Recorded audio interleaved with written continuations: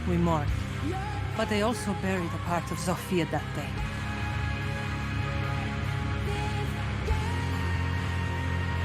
The part that made her my sister.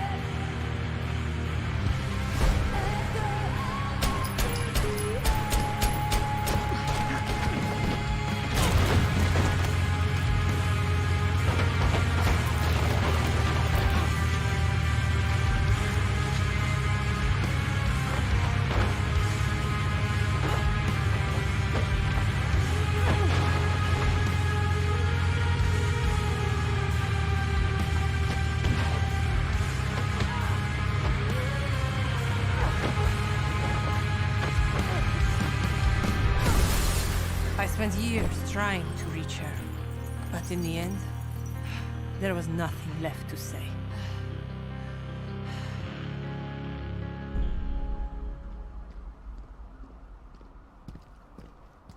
Ella! Father would be ashamed of you. Father died, Sophia. But you left me alone.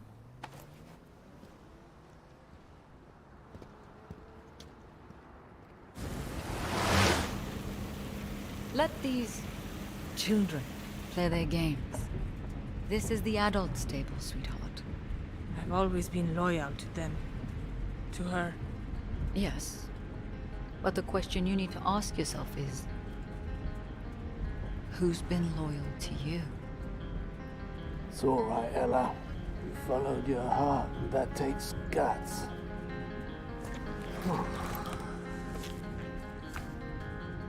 Welcome to the family, love.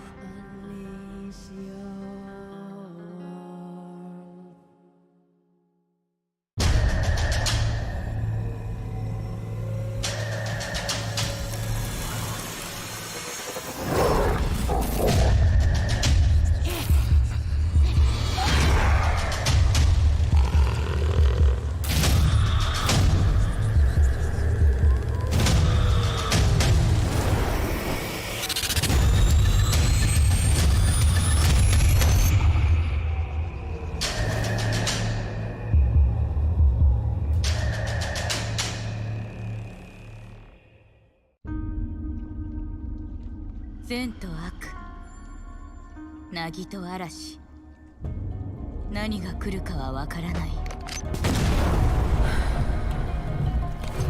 敵か味方か。敵が来たなら容赦はしない。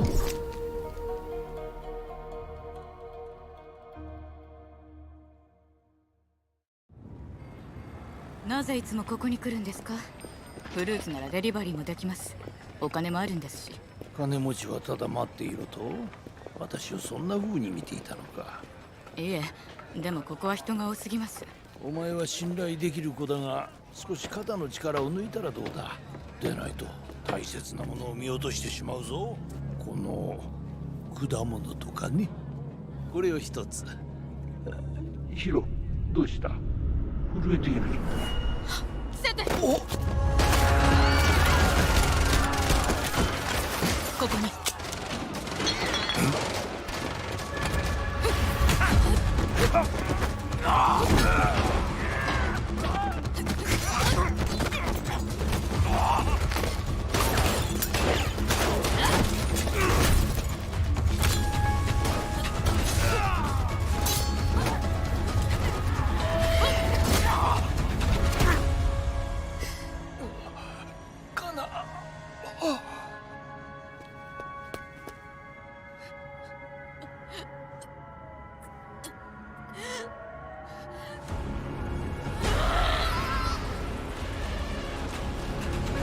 私の家に忍び込むなんて自殺願望でもあるの？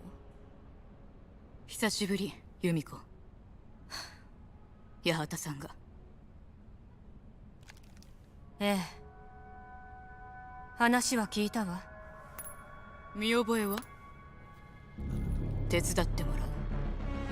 仇は必ず撃つ。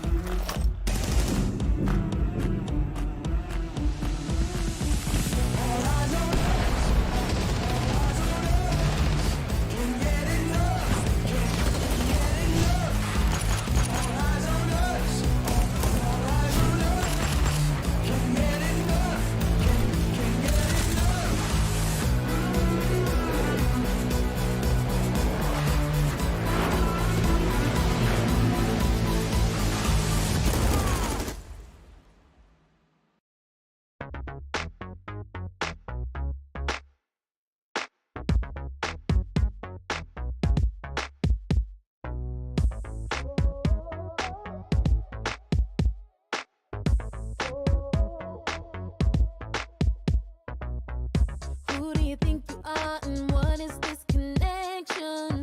I swear I can't understand, I don't understand. It feels so electric. No one's ever made me feel like this. Oh, baby, I'm caught up in your mystery. 'Cause nothing about you makes sense to me. When opposites attract, it's automatic. I'm always coming back. You're a habit, I'm addicted to you. My sexy magnet, I'm like a maniac. When opposites attract, oh, I don't wanna get away. Oh, don't wanna get away. Oh, I don't wanna get away. Oh, when opposites attract. What kind of sorcery? What spell you got me under? How we see eye to eye, and we ain't alike. I can't help but wonder, how could two so different be lovers? Yeah, baby, I'm caught up in your mystery. 'Cause you're the only one that makes sense to me. When opposites attract, it's automatic. I'm always coming back. You're a habit, I'm addicted to you. My sexy magnet, I'm like a maniac. When opposites attract, oh, I don't wanna get away. Oh, don't wanna get away. Oh, I don't wanna get away. Oh, when opposites attract, I wanna know every little thing about you. I wanna be the only pretty thing you cling to. I know keeping it to myself, it may seem selfish, but I can't help it. When opposites attract, it's automatic. I'm always coming back. You're a habit, I'm addicted to you. My sexy magnet, I'm like a maniac. When opposites attract, oh, I don't wanna get away. Oh, don't wanna get away. Oh, I don't wanna get away. Oh, when opposites attract.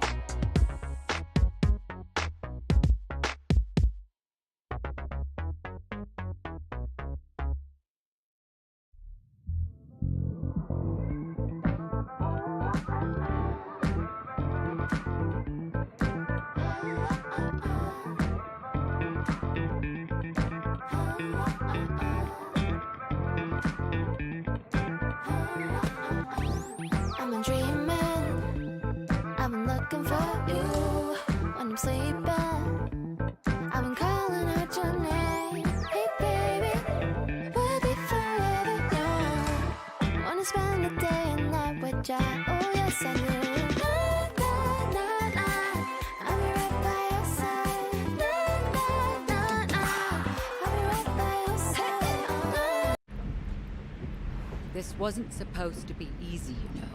But what you're feeling, it will pass in time. I know. That's what scares me. How do you forget a sister after everything we've been through? All of those nights, when the lights go out, and the monsters come out to play. Did we ever grieve or cry? No.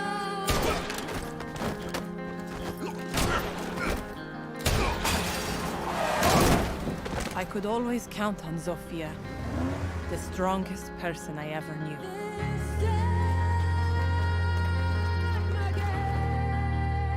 We spent our lives trying to be perfect. The perfect daughters, the perfect students, the perfect soldiers.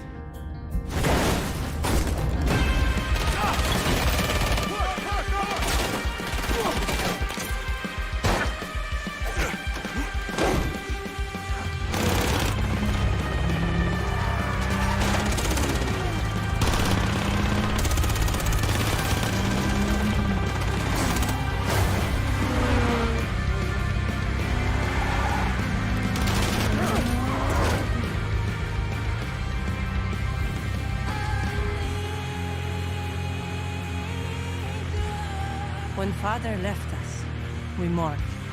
But they also buried a part of Zofia that day.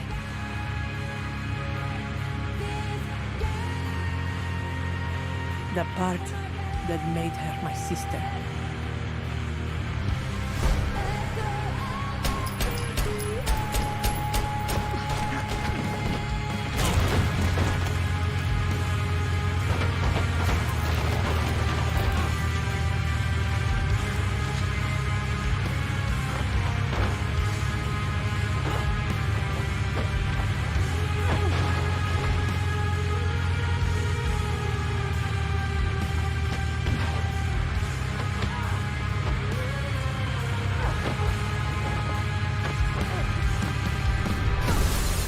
I spent years trying to reach her, but in the end, there was nothing left to say.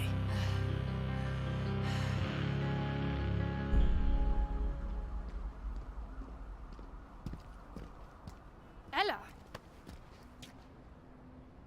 Father would be ashamed of you. Father died, Sophia. But you left me alone.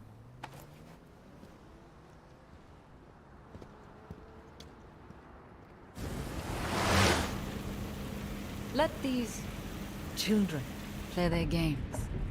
This is the adult's table, sweetheart. I've always been loyal to them.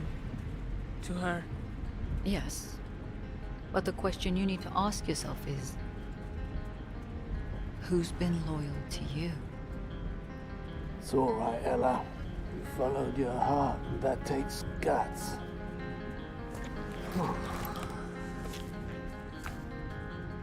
Welcome to the family, love.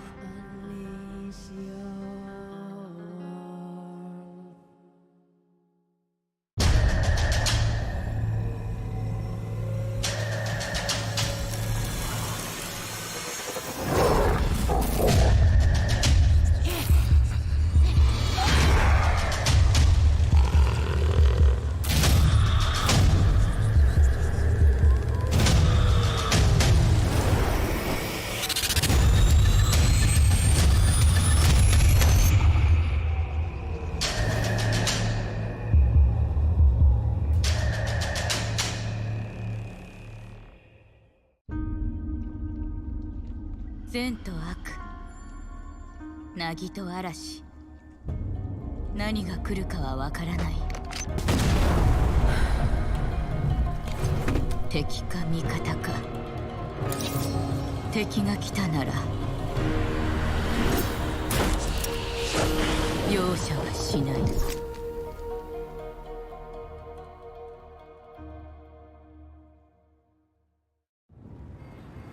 なぜいつもここに来るんですか？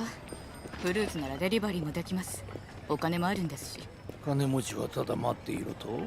私をそんな風に見ていたのか。いえ、でもここは人が多すぎます。お前は信頼できる子だが、少し肩の力を抜いたらどうだ。でないと大切なものを見落としてしまうぞ。この果物とかね。これを一つ。ヒロ、どうした？震えている。セテ！お！ここに。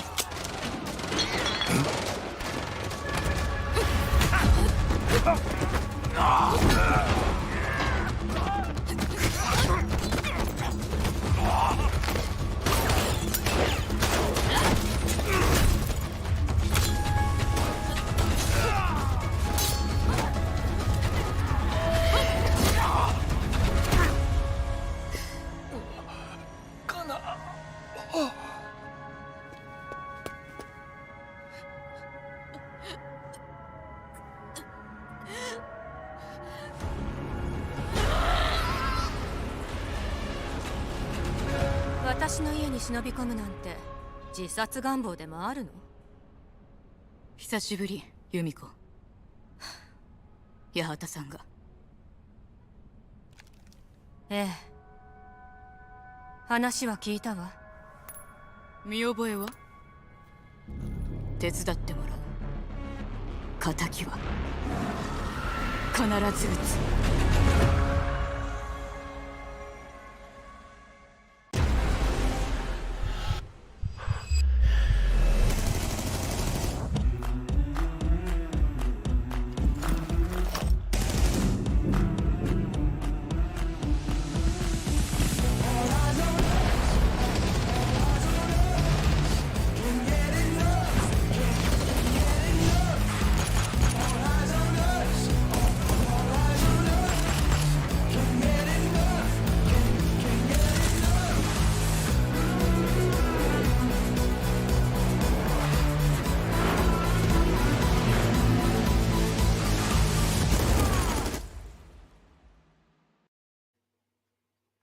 Cthulhu, we're back. It is down to the wire. Last possible map that we could be going to. The Decider Clubhouse here between Invictus and Roosters, two Apex South teams who have been absolutely dominating. Now, the other Ops leagues have been won by their respective Apex South teams as well. Direwolves and Elevate have won so far. Only one of these two teams can walk away standing shoulder to shoulder with them. Yep, exactly that. And look, what is the best map to do it on? Well, evidently it seems to be Clubhouse, as both of the teams have elected to leave that as a decider. And look, the maps that have been basically played to absolute bits here between the two rosters. I mean, what we've went through 48 total rounds in this BO5, full regulation rounds on each one of those maps, 4-7-5s, and I don't think we are looking to slow things down. Of that statement, 4-7-5s, 4 potential overtimes. We have played the maximum regulation rounds possible. Yep. We have missed out on a total of 12 possible rounds today. And we are going to be jumping into our final. Look, Clubhouse, what's your game plan? What's your win condition? Honestly, I think this is just at this point, it is a game of endurance between the two rosters. Given that we did have a slightly extended break here, I think the main idea being that just make sure to nail your comms, make sure to nail your shots, because out of all of the maps, out of all of the rounds, this is the map where everything, each and every round will matter. This is basically, well, you've talked about, we back to even Steven. I'm calling this the sudden death, because no more, you don't have any extra maps after this one. Whichever team loses, this is the team that loses the whole run in playoffs. That's it. The final line, the end line, the end game. Well, here we are, Cthulhu. You can see, again, 4 players on cams at the moment. I think we're down to 2, just a single on the side of Roosters. Understandable. But, I mean, look, Nate, he's ready to go. He's like, yeah, come on, let's get it going, lads. Just do what you need to do. Buck taken out here alongside the Cade by Invictus on this map. I'm loving this ban on Buck, because what basically are Invictus leaning into, not only you taking away basically the best soft destruction operator on this map. Basically, no more you have the safety of remotely opening up the floors. That's 1. 2, even if you do want the remote breaching, it's very limited, down to Ash and Zoff. And 3, you don't have the utility to open up floor when you're holding cash. So 2 sites that are on the Clubhouse basically mean that the only thing that you have to worry about is the frag grenades from down below, and it is much easier to dodge them. So this has been a rather big brain idea here by Invictus. So I'm curious how will this really shape things up, because obviously this will now start forcing the rotations of some of the other operators and a heavier lean into frag grenades as well. I mean, look at this from IG. Maverick, Iana, Sledge, 3 operators, aka 6 frag grenades at the disposal of IG. On the side of RTS though, already a heavier lean into an anchor meta. Introducing the castle, introducing the Thunderbird, means that, well, they should be able to, well, not should be able to, they were attempting to create that, I guess, artificial buffer to fall back to be able to restore the health and re-engage back into the gunfight. Whereas on IG side, they don't have that luxury, and they seem to have completely abandoned the idea of Finker, given just how down bad horrible it went down for them. Yeah, and they're looking to kick things off. We see the Thunderbird in place, so that extra longevity in the round. The Kona stations. And yeah, okay, and 8 yards, not quite long enough there. He finally gets to it. We'll start to open things up. He's going to pop the hatch as well, which is surprising given Mentalist is on the sledge. They're opening up onto Jacuzzi as well. So they're going to go for their top down clear. They want to flush out this Vigil in the hands of Hoven. Yeah, Hoven on Vigil could actually be a really deadly entity. But interestingly enough, actually, Jigsaw has a really intricate angle set up here in hopes of finding the frag. It might just end up finding. Oh no, sees the person. No, he does actually nail a nice set of damage onto Toji, whilst Nate actually finds the double for himself before being fragged out by Hermosa. So this is good. This is a good push by IG. Jigsaw looking for info, and yeah, look, taking not just the Vigil, but the Mute off the board as well. That's no Nitros in play for Plant Denial down in the basement. There's no smoke either, so it's already culminating in quite a good push for Invictus. And you can just feel the life coming back into them. The spark is there now that they realize they're in with a shot. Absolutely, and but on the other hand, I mean, we've seen just now Toji tagged up to all hell, defaulted back to the side, instantly almost full HP. So something that will need to be kept very much mindful about is, well, first of all, the roaming Thunderbird, that's one, and two is the Thunderbird Kona stations. Now, with the fact that Thunderbird is still out on a prowl and on a roam, IG are being faced with a very kind of difficult decision, whether they want to even go for the breaches, do they want to even try to go for that, or are they going to try to hunt down for the Thunderbird? And well, the decision is obviously going to be the breaches because, well, 42 seconds remaining. They will need to get a move on, and well, that Thunderbird will be very much a menace and a problem, but they don't know that. They don't know if the rotations actually happened, and they don't know about the presence on the top of the stairs, which will be problematic. Exactly that. It will be confirmed by Hermosa. Oh, it's all come apart suddenly, and well, Jigsaw finds himself isolated alone as Hermosa takes his third of the round, and fourth, in fact, Roosters, despite the phenomenal start, will deny entirely.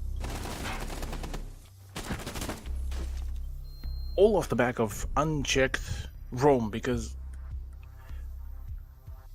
I mean, I understand from IG's perspective what they've done is that they've emphasized majority of their swings. They thought that, well, that was literally all when they managed to clear out the bar.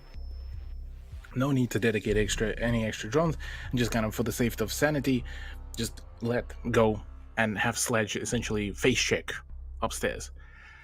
The problem is that the moment Sledge died, no actual action has been taken by Invictus. They kind of fumbled around, allowed the rotation to happen, and decided, okay, well, we're now going to go and proceed with our usual plan and just keep on tanking the numbers. It didn't really work out, obviously, as we do end up seeing the shiny number 1 by the scoreline of Roosters, but yeah, look, again, that initial momentum is good, all clean, all nice, all tidy, and after that it's all a downward spiral. And we don't have particularly any knowledge as to what is actually, going on.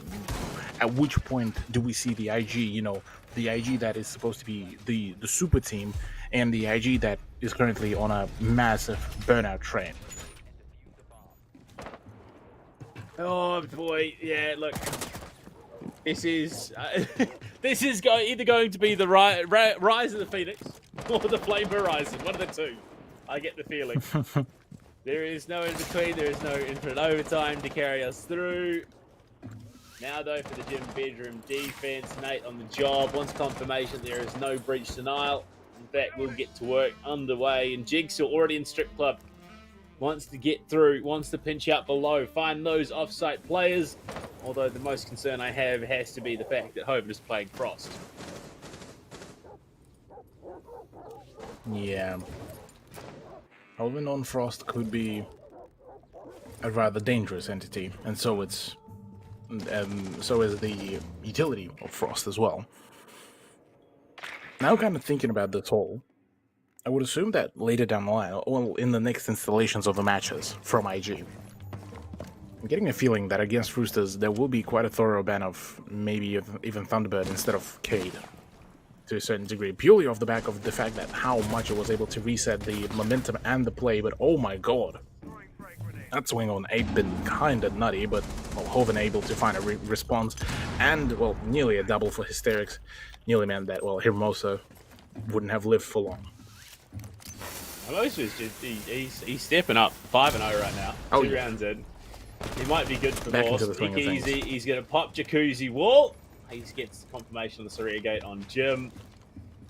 Oh, I want to see this go full overtime. I just want to see it go overtime. I think that is a just end to the match, but already, given that we're so tense, so even, so match pace for pace, I couldn't say. Again, I still could not say who wins it. Yeah, look, I mean, this will heavily depend on whether the rest of IG roster will be able to wake up and be able to score consistently, because as it stands, look at this, just 1v2 once again. Roosters are looking to restart this whole momentum like they used to set back on Oregon in an early, well, for now it's going to be early 2-point lead.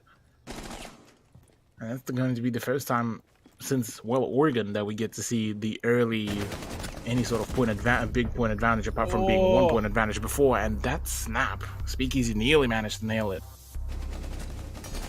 Nah. Unfortunately, it's the power of numbers. That was so close. And Speakeasy hit a hell of a shot to find the opener onto the frost in the bathroom. 2 rounds for Roosters so far. We head to bar stage in the third. My God, can you tell it's almost midnight on my third day of actually 6th day of casting in a row? Nah, you sounding absolutely perfectly fine there, Panda. Nothing is wrong at all there for you. Albeit I meme about it. Look, we're all getting tired, and look, one more map upon us, and you're almost done here, Panda. So are both of the teams as well. Dobby's almost free, master. That was cursed. That's the new that was in voice fact line. cursed. That's a voice line from the new operator. Sorry, Ubisoft, for the leaks. But right now, yeah, bar stage on the cards. Red Knights, now Roosters, have had a hell of a run. And if they win this, regardless of who wins this, either of these teams deserve to be crowned champions of Ops League Season 5. Absolutely. I mean, yeah, Roosters certainly managed to show up absolutely massively so far tonight.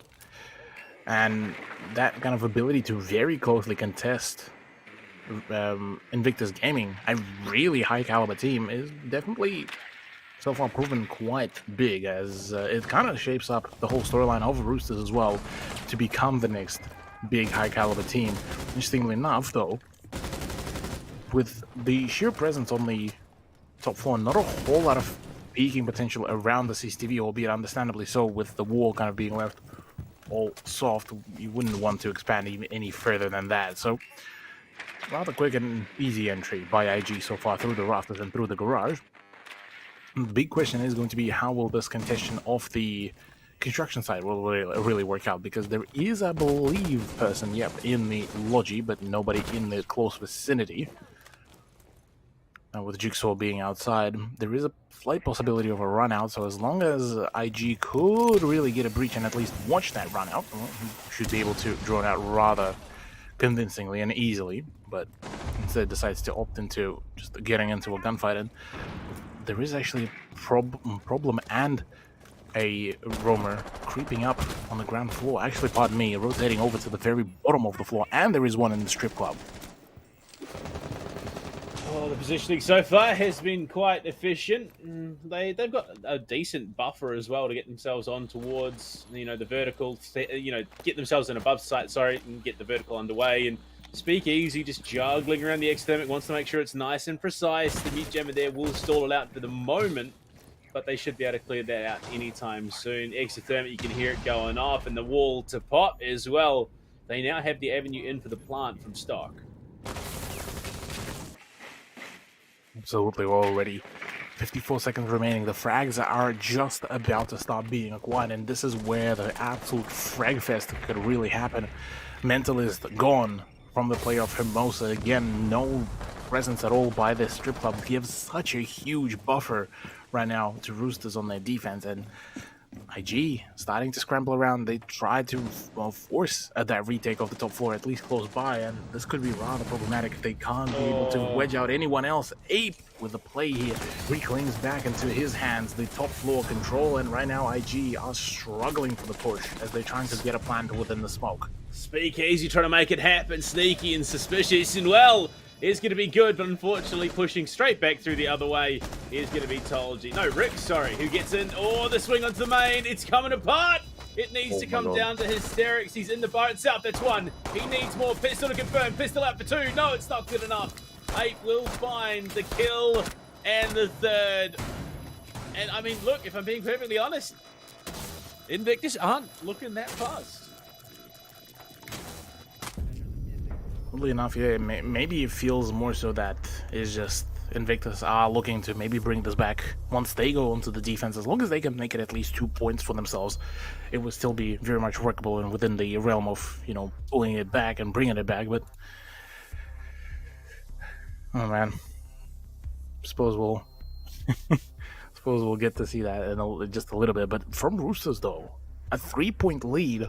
First time since Oregon is starting to show. Well, we were talking the whole essentially right before we got onto the map, where we kind of said that this is where IG could be starting to play for the game of the fatigue and, you know, try to slow things down. None of that really happened. Roosters seem to be ready and completely just unfazed by the fact that it's been already 5 maps. They here to pursue their dreams. They here to pursue the first place dub. And after being knocked out once by IG in the upper bracket final in the BO3, they are intending to make this as long as possible until they get their win. See, they are. Roosters, I mean, they have a significant lead. They can look to make it even worse. They head back down to the basement site, which is where things started to unravel here on Clubhouse. Invictus, though, I mean, look, the crazy thing is, they might be down 0-3. They could still equalize in the half, and I'd believe it. Oh yeah, absolutely.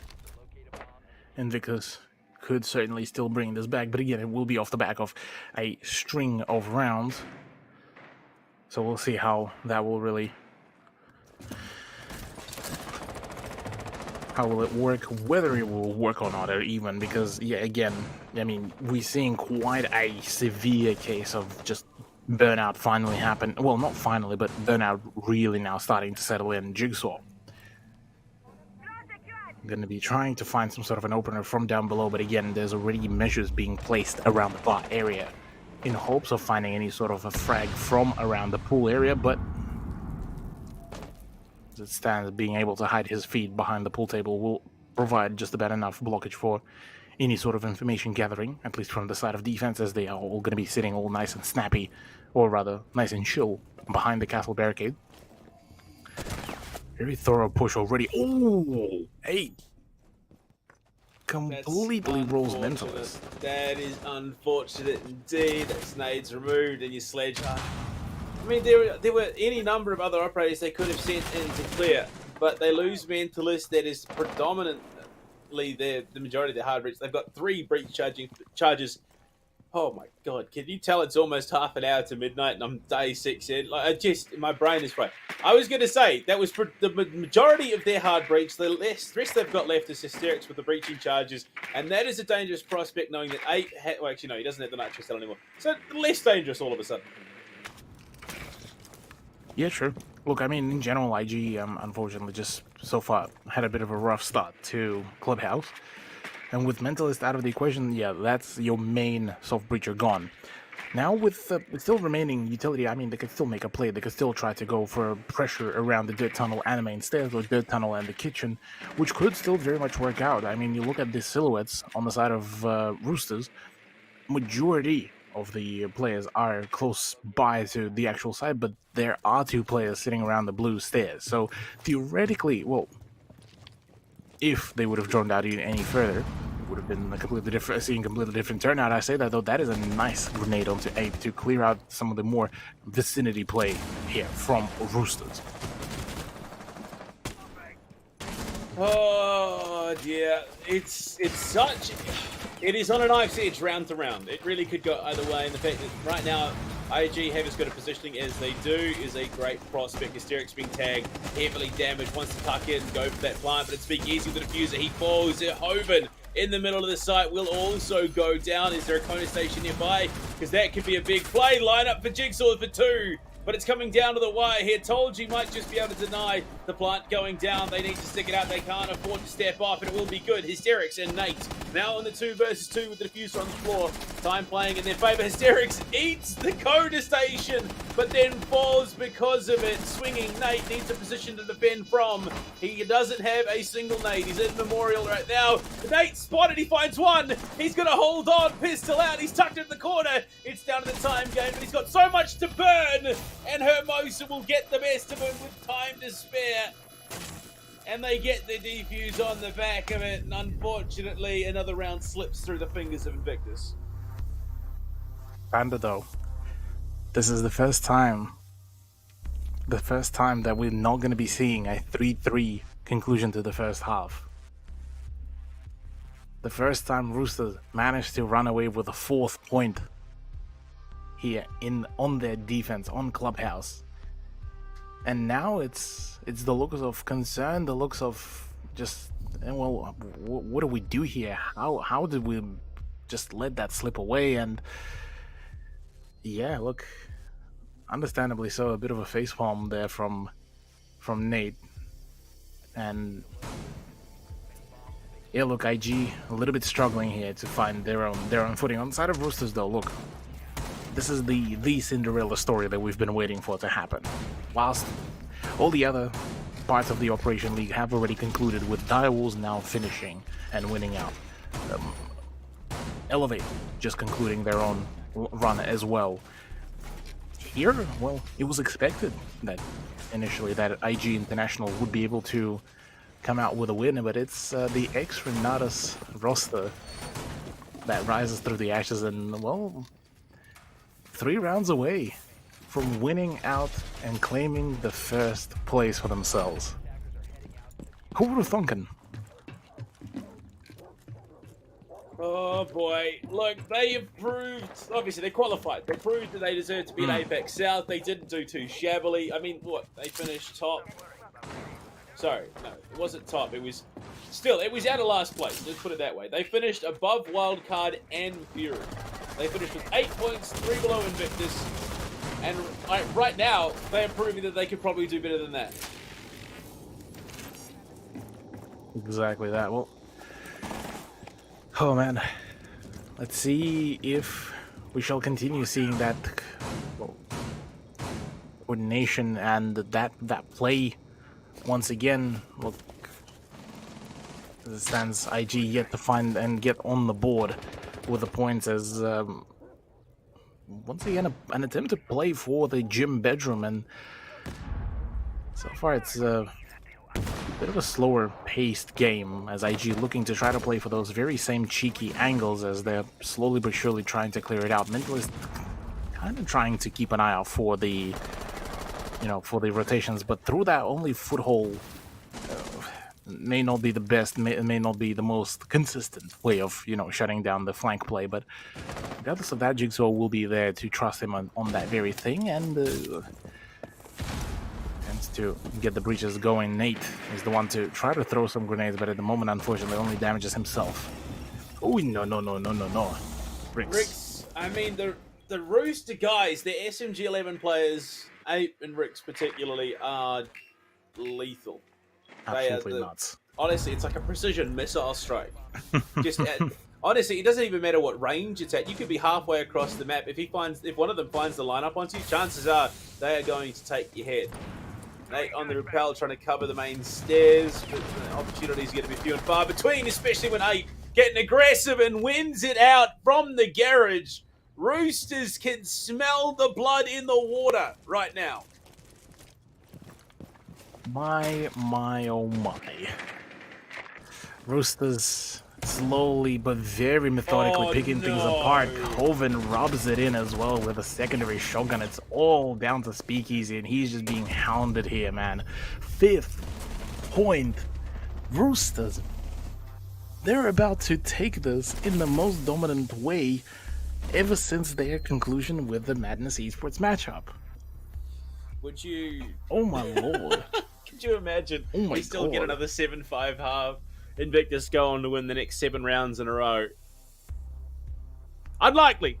Unlikely. I think we have our that result laid ahead of us. Roosters. I mean, that would be quite a comeback, though. Oh yeah, it would be. But I think Roosters came to play. Absolutely.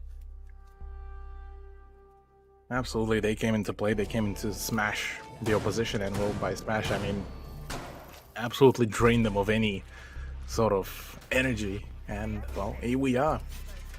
It appears as once again, well, round number 6. Roosters possibly even looking at making this a flawless half, and against IG, this will be a great way to upset things, especially with the fact that Roosters just right before, actually, sorry, in the middle of Operation League, lost the org.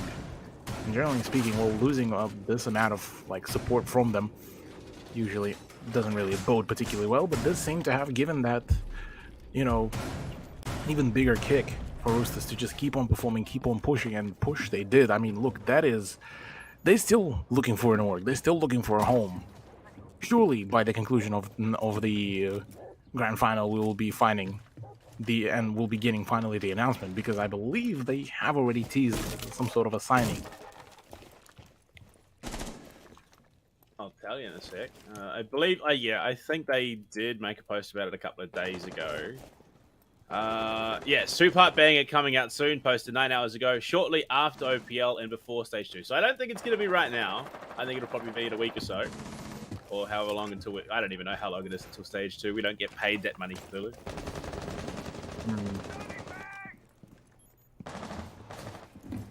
Yeah. And Panda, this has been a huge series as it is.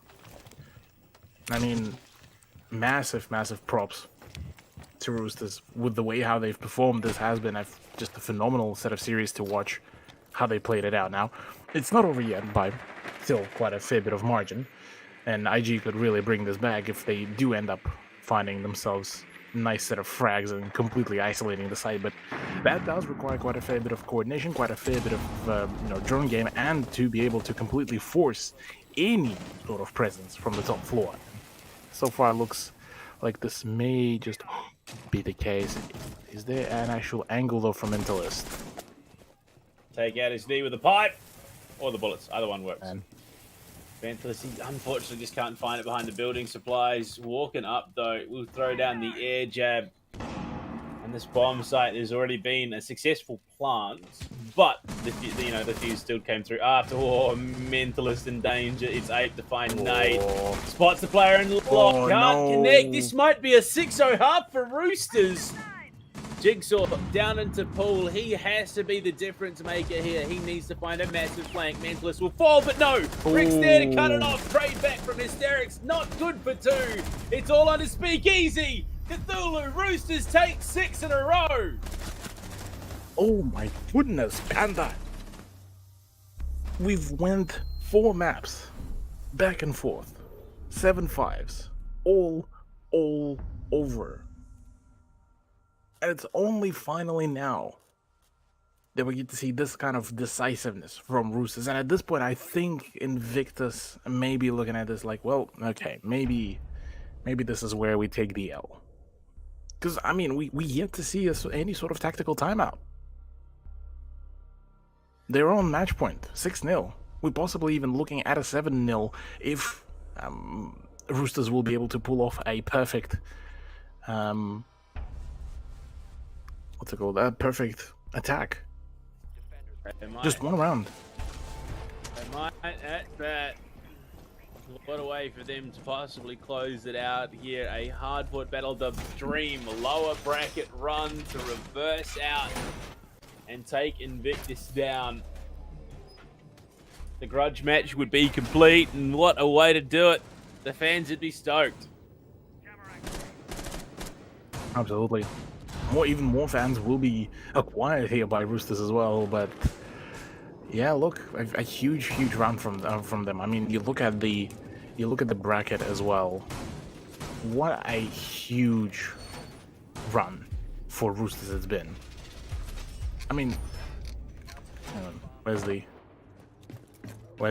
Operation League bracket? There we go. Okay.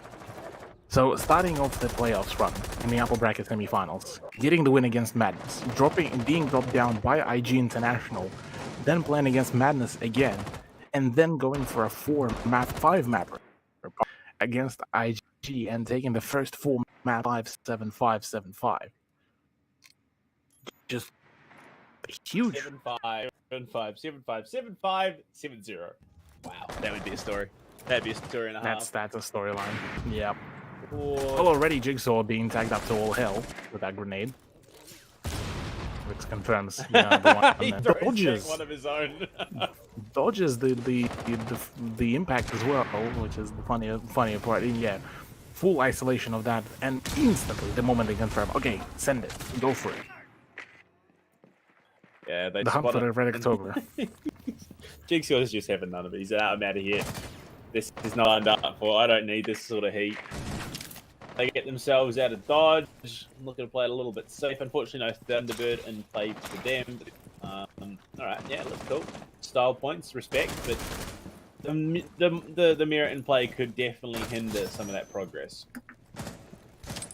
Yeah, there's definitely could be quite a bit of an issue, and evidently Roosters are just trying to very clinically not clinically, rather more methodically trying to clear this out. Now, given the fact that Buck been banned out, the introduction of Jackal with the secondary shotgun is not a bad idea per se, especially given the fact that shotguns just recently actually received the buff with their destructibility. Well, the ITA 12S is not a bad weapon to use for the full destructibility. So, either way, well, again, rotating all the flank watch Roosters, the Roombas and the drones being rotated around to now set up for the next stage of push. But with 48 seconds remaining, do we see Roosters actually fully succeed? Because this is absolutely going to be 110% a bloodbath. Oh dear. Shark is right on Invictus looking like a chump. They giving off the scent that you love. 27 seconds. Hove and tagged a little bit there, but it's Hysterics the first to fall. First to potentially many as the angles are starting to present themselves. 8 walking his way up blue, non-contested. A bit of a chip damage, but Speakeasy takes some hits. Hermosa finds the kill, looking for more. 8 finds the second. It's all cut. Bricks on the plant. Nitro denied. Bricks has to get the diffuser down. Nate will get a kill, get 2. In fact, if they deny Bricks, they deny the plant with 2 seconds remaining, but no. ANZ due to come in clutch. Nate and Jigsaw have to go huge. Reload out, pistol in hand, no. It's down to Nate. He's got to find 3, but he finds absolutely nothing. Roosters are your Season 5 Ops League champions. Congratulations to Roosters, as what a way to wrap it up, Panda. 4 maps to go full regulation, and then a flawless clubhouse. My lord. I mean, look at this. They absolutely locked Invictus out of the map. This must be exhausting, and you can commend their effort to stay in as long as they did. They had one of the most brutal runs yesterday, given the tech issues, given the constant pauses. Jigsaw just not being able to stay in.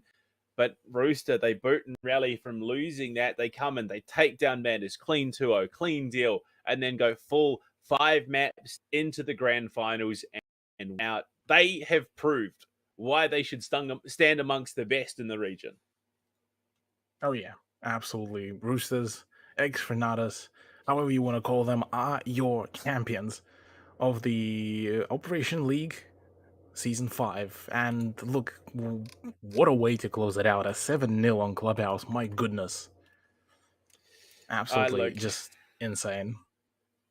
Truly impressive stuff at the end of the day. I mean, it has been a long road. It has been 28 hours of broadcast by the end of it. And I mean, there's been some long matches. I think of the total number of best of 3s. So we have had, I think, 3 of the best of 3s currently. So 3 of the possible matches in total that didn't go the full distance. Dway versus Obeng, Invictus versus Dway, and Roosters Madness were the only 3 matches not to go to the decider. Basically, then tells the story of how close the rest of the matches were. And look, it's been a long road. And it's been a very toll one for a number of teams, including Roosters. But massive congratulations to them. And look, the Cinderella story finally completes itself. The big bad, big boss of Operation League, IG, well, dethroned. And now we have a new champion for this season. Dethroned for now. It is not the end. There is potentially more on the horizon. We don't know yet. So we just know that there is likely to be more, and Invictus will get their chance to defend their title. And of course, all the way down the end of the line, potentially something sees championship, something. We'll have to see how it all plays out. But yes, congratulations again to the Roosters. Big stuff from them. We look forward to seeing who maybe got that contract signed, who's picking them up in the very near future. We wish them the best of luck in Apex South Stage 2 as well. Same with Invictus. We wish them luck as well. And until next stage, of course, we'll see. We'll be taking a break when we come back in the future. Hopefully it'll be us. Who knows? We'll see how it goes, but we'll see you then. Have a good one. See you later. This wasn't supposed to be easy, you know. But what you're feeling, it will pass in time. I know. That's what scares me. How do you forget a sister after everything we've been through? All of those nights, when the lights go out, and the monsters come out to play.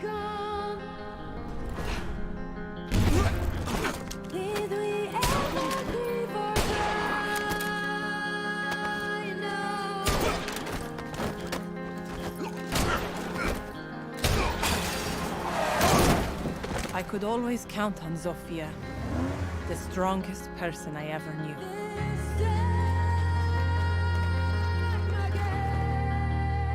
We spent our lives trying to be perfect.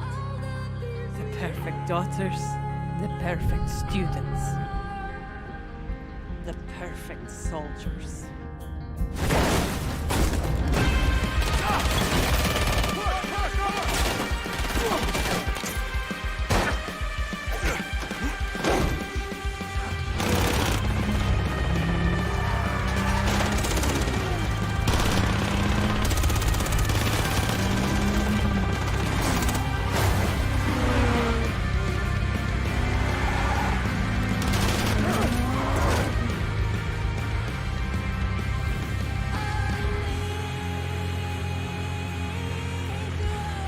When Father left us, we mourned. But they also buried a part of Zofia that day.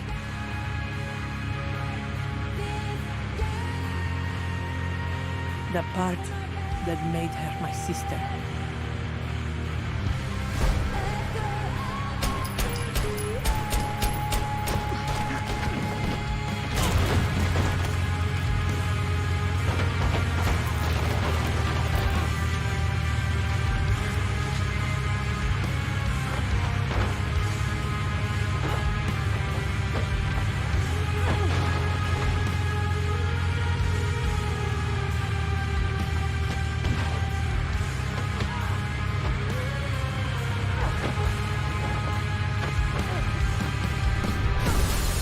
I spent years trying to reach her, but in the end, there was nothing left to say.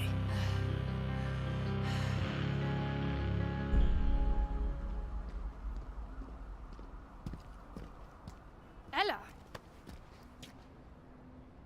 Father would be ashamed of you. Father died, Zofia. But you left me alone.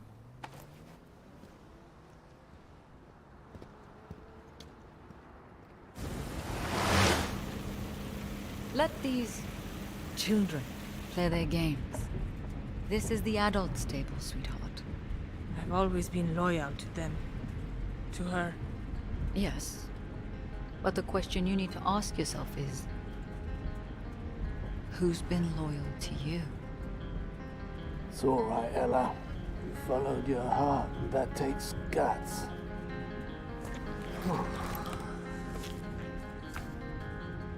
Welcome to the family, love. Unleash your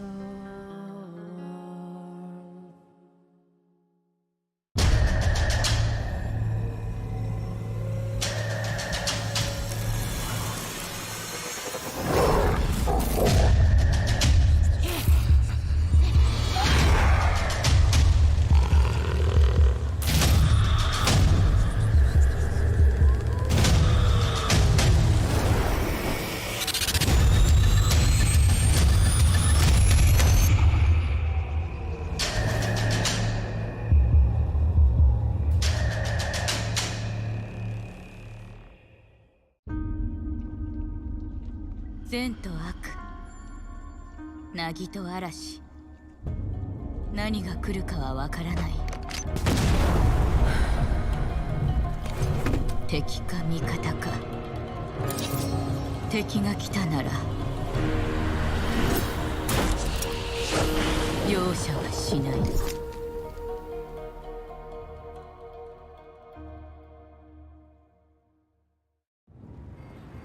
なぜいつもここに来るんですか？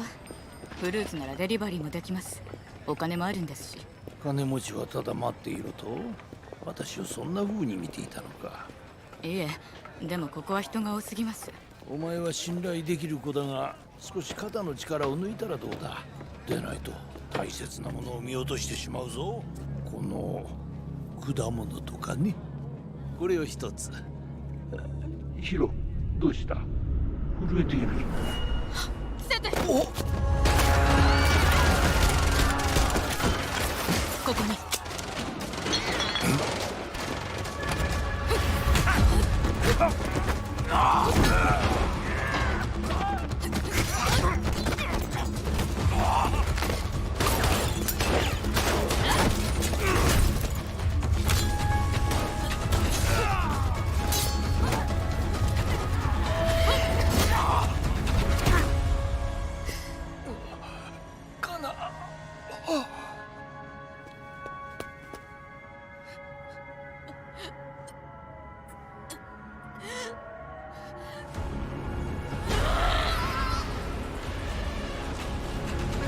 私の家に忍び込むなんて自殺願望でもあるの？久しぶり、由美子。八幡さんが。ええ、話は聞いたわ。見覚えは？手伝ってもらう。仇は必ず撃つ。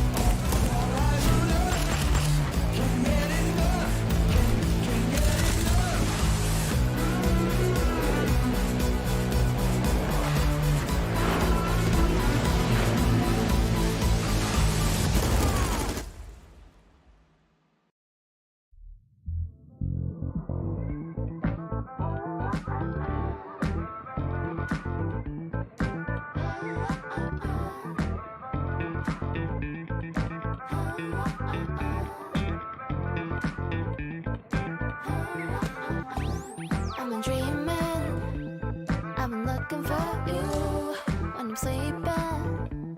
I've been calling out your name. Hey baby, we'll be forever young. Wanna spend the day and night with ya. Oh yes I do. Na, na, na, na. I'll be right by your side. Na, na, na, na. I'll be right by your side. Na, na, na, na. You say.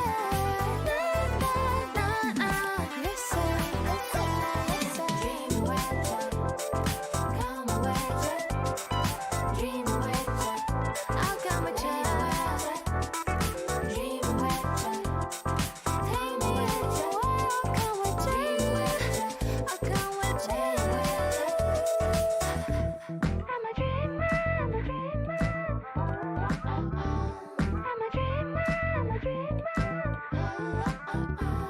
It